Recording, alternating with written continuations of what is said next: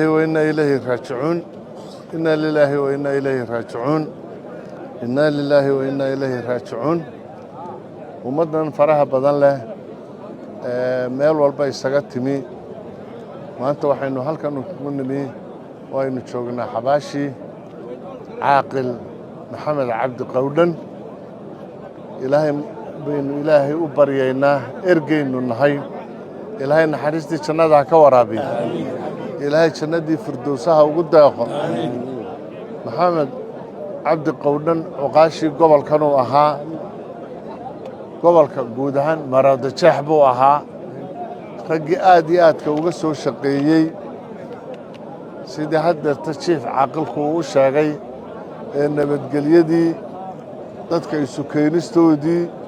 barnaamijyada dejintoodii magaalada gabiley quruxdaa ka muuqata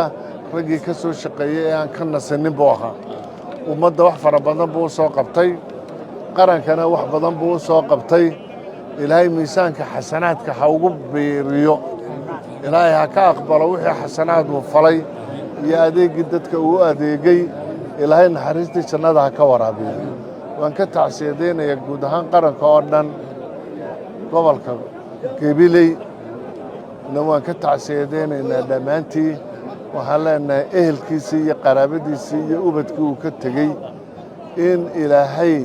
samir iyo iimaan ka siiyo cawal khayr qabana halkiisii uu u geliyo naxariistii jannadana uu ka waraabiyo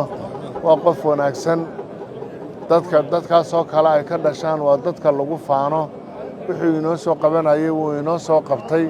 waxaan leenahay marka allah ha u naxariisto gargaarna allah ha u fidiyo ilaahay waxaynu ka baryaynaa xabaashiisa inuu ka dhigo meelaha jannada mid ka mid ah rawdatun min riyaad aljanna in ilaahay ka dhigo inaanu ilaahay xufarka naarta ka mid ah inaanu ka noqon markhaataan ka nahay inuu addoon wanaagsan ahaa inuu wax fara badan soo qabtay allah ha u naxariisto allana ha u gargaaro ilaahay naxariista jannada ha ka waraabiyo